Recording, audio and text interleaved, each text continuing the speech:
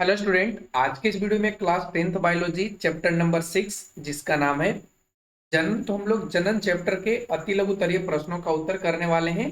बाकी चैप्टर का आपको क्वेश्चन आंसर मिल जाएगा आपको इस वीडियो के डिस्क्रिप्शन में। यानी चैप्टर 1 से लेकर के 5 तक में हमने आपका अति लघुतरीय करा दिया है। क्लास 10 से रिलेटेड और भी वीडियो आपको मिल जाएगा, जैसे कि फिजिक्स का हो गया, हिस्ट्री का हो गया। तो आप लोग चैनल पे जाकर के उसे भी देख सकते हैं। चलिए फटाफट से बढ़ते अपने क्वेश्चंस की तरफ, इसका उत्तर करने की कोशिश करते हैं। तो देखिए, फर्स्ट क्वेश्चन आपके स्क्रीन पर आ रहा होगा, जिसमें आपसे पूछा गया है कि जनन किसे कहते हैं। तो यानी आपको यहाँ पे जनन का परिभाषा देना है, जनन किसे कहते हैं। चलिए इसका उत्तर क्या होगा। तो हमने उत्तर में लिखा है कि जीव जिस प्रक्रम के द्वारा अपनी संख्या को बढ़ाते हैं, यहाँ पे बढ़ते हैं, थोड़ा इसको सुधार लेंगे, जिस प्रक्रम के द्वारा अपनी संख्या को बढ़ाते हैं उसे हम लोग जनन कहते हैं। ठीक है, तो इसका डिफिनेशन हो गया किसका, जनन का। अब आते हैं क्वेश्चन नंबर 2 पे। क्वेश्चन नंबर 2 कहता है कि जनन कितने प्रकार के होते हैं। सिंपली आपको बताना है जनन कितने प्रकार के होते हैं। तो यहाँ पे जनन दो प्रकार के होते हैं, एक आपका अलैंगिक जनन होता है और सेकेंड आपका लैंगिक जनन होता है। इसके बारे में आपने डिटेल से पढ़ा भी होगा। अब आते हैं क्वेश्चन नंबर 3 पे, जिसमें आपसे पूछा है अलैंगिक जनन की दो मुख्य विधियों के नाम लिखिए। तो देखिए, अलैंगिक जनन की जो दो मुख्य विधियां हैं, वो एक तो आपका विखंडन विधि है और सेकंड आपका मुकुलन विधि है। ठीक है, अब आते हैं क्वेश्चन नंबर 4 पे। क्वेश्चन 4 कहता है कि दो पादपों के नाम लिखें जिनमें कायिक प्रवर्धन होता है। ठीक है, तो देखिए उत्तर में हमने लिखा है, एक आपका अंगूर जो आपको इजीली देखने को मिल जाता होगा, और सेकंड आप गुलाब के जो कली होता है उसको आप देखते होंगे कि आप उसको जैसे ही मिट्टी में रोप देते होंगे तो वो फिर से एक नया पौधा का विकसित कर देता है या एक नया पौधा का निर्माण कर देता है। तो इसी चीज को हम लोग बोलते हैं कायिक प्रवर्धन। तो इनका दो एग्जाम्पल इस तरीके से, अंगूर और गुलाब। अगला क्वेश्चन आता है 5 नंबर, जिसमें आपसे पूछा है किसी एक पौधे का नाम लिखें जिसमें पत्तियों द्वारा कायिक प्रवर्धन होता है। ठीक है, तो इसका राइट आंसर क्या हो जाएगा, ब्रायोफिलम। क्या होगा, ब्रायोफिलम। अगला क्वेश्चन आता है क्वेश्चन नंबर 6, जिसमें आपसे पूछा है कि कायिक प्रवर्धन में वांछित गुणों का परिरक्षण क्यों होता है। परिरक्षण मतलब सभी तरीके से उसका रक्षा क्यों होता है। ठीक है, तो इसका राइट आंसर होगा कि जनक पौधों के अनुवांशिक गुणों के लिए। ठीक है, किसके लिए, तो जनक पौधों के अनुवांशिक गुणों के लिए वांछित गुणों का परिरक्षण किया जाता है। अगला क्वेश्चन आता है 7 नंबर, जिसमें पूछा है कि डीएनए प्रतिकृति का जनन में क्या महत्व है। यानी डीएनए प्रतिकृति मतलब कह सकते हैं डीएनए का जो फोटोकॉपी है। ठीक है, यानी हम शकल भी इसको कह सकते हैं, उसका जनन में क्या महत्व है। ठीक है, तो देखिए उत्तर में हमने लिखा है डीएनए प्रतिकृति का जनन में इसलिए महत्व है कि कोशिका विभाजन या जनन के बाद बनने वाली दोनों कोशिकाओं का डीएनए एक जैसा हो। आपको समझ में नहीं आया होगा तो फिर से हम समझाना चाहेंगे यहाँ पे कि जैसे मान लीजिए कि यहाँ पे दो कोशिका है, ए और कोशिका बी। ठीक है, इसका डीएनए कुछ आ रहा है और इसका डीएनए कुछ आ रहा है, तो इस वजह से इसका प्रतिकृति एक दूसरा का नहीं हुआ। ठीक है, लेकिन अगर दोनों का डीएनए मैच कर रहा है, सेम हो रहा है, तो हम लोग बोलते हैं कि ये इसका फोटोकॉपी है, यानी ये इसका प्रतिकृति है। तो यही काम डीएनए का होता है और यही महत्व डीएनए का हमारे जनन में होता है। ठीक है, तो आप लोग ध्यान रखना।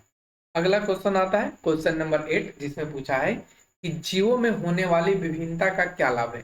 तो देखिए, जीवों में होने वाली विभिन्नता का बहुत ही अच्छा लाभ है। जैसे आप देख पा रहे होंगे मनुष्य है, ठीक है, फिर उसके बाद आप जानवर को देख पा रहे होंगे। तो ये सभी क्या है, जीवों में विविधता है। अगर सभी एक जैसे होते तो हमारे जो पृथ्वी है, क्या कर सकते हैं, संसार में चलना मुश्किल हो जाता। तो हमने यही चीज यहाँ पे लिखा है कि जीवों की जाति के अस्तित्व को बनाए रखने के लिए उनमें विभिन्नता जरूरी है और यही हम लोगों को लाभ होता है। ठीक है, अगला क्वेश्चन 9 नंबर, पुंकेसर के भागों के नाम लिखिए। तो चलिए, पुंकेसर के नाम यहाँ पे हमने दो लिखा है, एक आपका तंतु लिखा है, सेकेंड आपका परागकोश है। ये दोनों मुख्य भाग होते हैं पुंकेसर के। अगला क्वेश्चन 10 नंबर, अंडाशय के अंदर क्या पाए जाते हैं। तो देखिए, अंडाशय के अंदर बीजांड पाए जाते हैं। तो आपका राइट आंसर क्या बन जाएगा, बीजांड। अब आते हैं 11 नंबर पे। क्वेश्चन नंबर 11 में पूछा है कि कीटों की भूमिका किस प्रकार की परागन में होती है। तो देखिए, कीटों का जो काम होता है ठीक है। वो फूल के ऊपर जो परागकण होता है उसको एक से दूसरे में ले जाने के लिए होता है, और इस विधि को बोला जाता है पर परागन विधि। क्या बोला जाता है? पर परागन विधि। हमने यहाँ पे लिखा है पर परागन। ठीक है। अगला क्वेश्चन, क्वेश्चन नंबर 12 का है कि अगर नर या मादा अंगों में किसी एक का अभाव हो तो ऐसे जीव क्या कहलाते हैं? ध्यान से पढ़ेंगे कि अगर नर या मादा में कोई एक अंग का अभाव हो, यानी एक में वो चीज हो तो सेकंड में वो चीज ना हो, तो इस चीज को हम लोग क्या करते हैं? तो इसको हम लोग बोलते हैं एक लिंगी। और एक लिंगी में हम मनुष्य आते हैं, ध्यान रखना, बहुत से जानवर आते हैं। ठीक है। तो ये सभी एक लिंगी के अंतर्गत आते हैं। अगला क्वेश्चन 13 नंबर, दो ऐसे जंतु के नाम लिखें जिनमें अलैंगिक प्रजनन होते हैं। ठीक है। दो ऐसे जंतुओं के नाम लिखें जिनमें अलैंगिक प्रजनन होते हैं। इसका राइट आंसर क्या होगा? एक तो आपका शैवाल हो जाएगा, सेकंड आपका कवक हो जाएगा। अब आते हैं क्वेश्चन नंबर 14 पे। क्वेश्चन नंबर 14 कहता है कि पुरुष में वृषण त्वचा की बनी जिस थैली जैसी रचना में स्थित होती है वह क्या कहलाती है? देखिए ध्यान रखेंगे कि पुरुष में जो वृषण त्वचा की बनी थैली है वो एक रचना में स्थित होती है, या एक थैली नुमा में वो संचित रहती है, तो उसको हम लोग क्या बोलते हैं? ठीक है। ये इसका राइट आंसर क्या हो जाएगा? बृहस्पंद कोश। क्या बोलते हैं उसको? बृहस्पंद कोश। क्वेश्चन नंबर 15, अंडाणुओं का अंडाशय से बाहर निकलने की क्रिया क्या कहलाती है? देखिए अंडाणुओं को अंडाशय से बाहर निकलने की जो प्रक्रिया है उसको हम लोग बोलते हैं अंडोत्सर्ग। क्या बोलते हैं उसको? अंडोत्सर्ग। अगला क्वेश्चन 16 नंबर, मनुष्य अंडाणुओं का शुक्राणुओं द्वारा निषेचन स्त्री के किस जननांग में होता है? ध्यान रखेंगे, मनुष्य अंडाणुओं का शुक्राणुओं द्वारा निषेचन स्त्री के किस जननांग में होता है? राइट आंसर क्या होगा? फैलोपियन नलिका के द्वारा। इसके द्वारा? फैलोपियन नलिका के द्वारा। क्वेश्चन नंबर 17, स्त्रियों में यौनारंभ या प्यूबर्टी सामान्यतः किस आयु में होता है?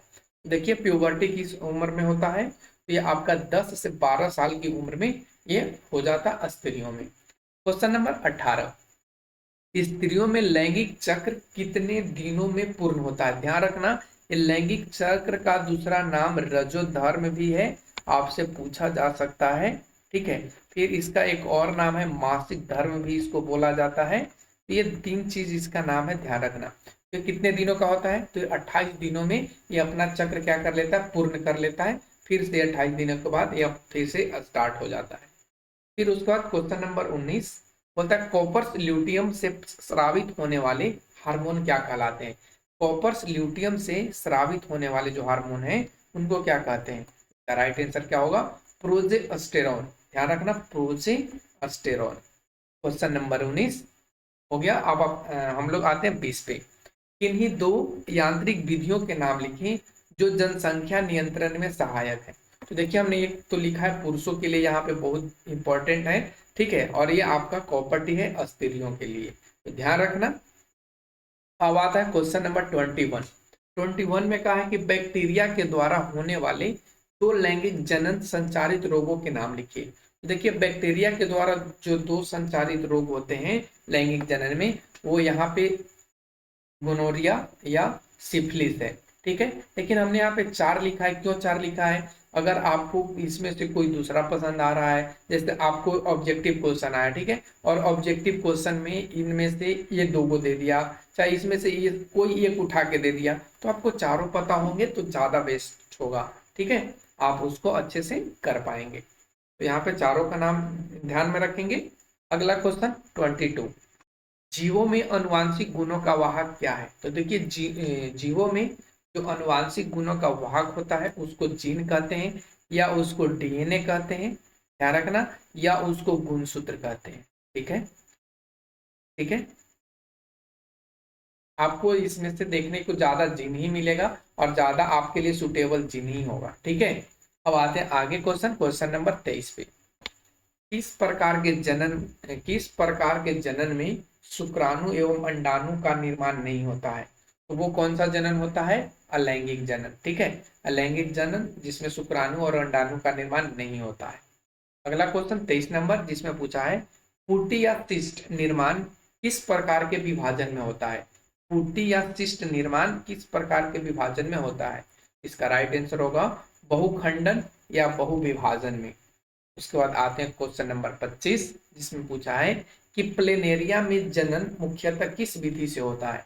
देखिए प्लेनेरिया में जो जनन होता है वो आपका अपखंडन या पूर्ण जनन विधि के द्वारा होता है। क्वेश्चन नंबर 26, कवकों में अलैंगिक जनन की मुख्य विधि क्या है। देखिए कवकों में अलैंगिक जनन की जो मुख्य विधि है उसका नाम है बीजाणु जनन। क्या नाम है उसका? बीजाणु जनन। ठीक है, बीजाणु जनन। अगला क्वेश्चन आता है 27 नंबर, जिसमें पूछा है कि उत्तक संवर्धन किस प्रकार के जनन का उदाहरण है। देखिए उत्तक संवर्धन जो उदाहरण है आपका वो कायिक प्रवर्धन का है। ठीक है, कौन सा? कायिक प्रवर्धन का। तो आप यहाँ पे लिख लेंगे। 28 में आता है कि पुरुष का सबसे प्रमुख जनन अंग क्या है। तो देखिए पुरुष का जो सबसे प्रमुख जनन अंग है उसको वृषण कहा जाता है। क्या कहा जाता है? वृषण कहा जाता है। 29 क्वेश्चन में मूत्राशय के आधार पर स्थित एक छोटी लगभग गोलाकार ग्रंथि को क्या कहते हैं। ध्यान रखना, मूत्राशय के आधार पर स्थित एक छोटी या लगभग गोलाकार की ग्रंथि होता है उसको क्या कहते हैं? तो उसको पुरस्थ ग्रंथि कहते हैं। क्या बोलते हैं? पुरस्थ ग्रंथि। 30 आता है क्वेश्चन, जिसमें पूछा है कि प्रत्येक स्त्री में कितना अंडाशय होता है। ध्यान रखना, प्रत्येक स्त्री में कितना अंडाशय होता है। इसका राइट आंसर क्या होगा? एक जोड़ा अंडाशय, यानी आप कह सकते हैं 2 अंडाशय पाया जाता है। ठीक है, अगला क्वेश्चन 31, अंडाणु किस नलिका के द्वारा गर्भाशय में पहुंचते हैं। इसका राइट आंसर क्या होगा? फैलोपियन नलिका के द्वारा। किसके द्वारा? फैलोपियन नलिका के द्वारा। फिर 32, गर्भाशय के निचले संकरे भाग को क्या कहते हैं। देखिए गर्भाशय के निचले संकरे भाग को क्या बोलते हैं हम लोग? ग्रीवा, या उसका दूसरा नाम है सर्विक्स। ग्रीवा या उसको बोलते हैं सर्विक्स। अगला क्वेश्चन 33, इसमें पूछा है कि कॉपर्स ल्यूटियम किस प्रकार की ग्रंथि है। देखिए कॉपर्स ल्यूटियम जो ग्रंथि है वो अंतःस्राविक ग्रंथि है। ठीक है, कौन सा? अंतःस्राविक ग्रंथि है। 34, प्रोजेस्टेरॉन हार्मोन कहाँ से स्रावित होता है। देखिए प्रोजेस्टेरॉन जो हार्मोन है वो आपका पित्तपिंड या कॉपर्स ल्यूटियम से क्या होता है? स्रावित होता है। ध्यान रखना, और कॉपर्स ल्यूटियम को अंतःस्रावी ग्रंथि भी कहा जाता है। तो इस वजह से यहाँ से प्रोजेस्टेरॉन नामक जो हार्मोन है वो स्रावित होता है।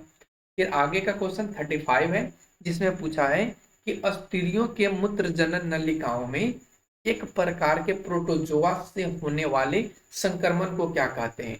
देखिए एक प्रकार के जो प्रोटोजोआ से होता है उसका नाम है ट्राइकोमोनियसिस। ध्यान रखना, ट्राइकोमोनियसिस। तो ये आपका 35 क्वेश्चन आपके बुक में दिया गया था, जो हमने आपको यहाँ पे कंप्लीट करा दिया। ठीक है, आगे आने वाले वीडियो में हम लघु तरीय कराएंगे।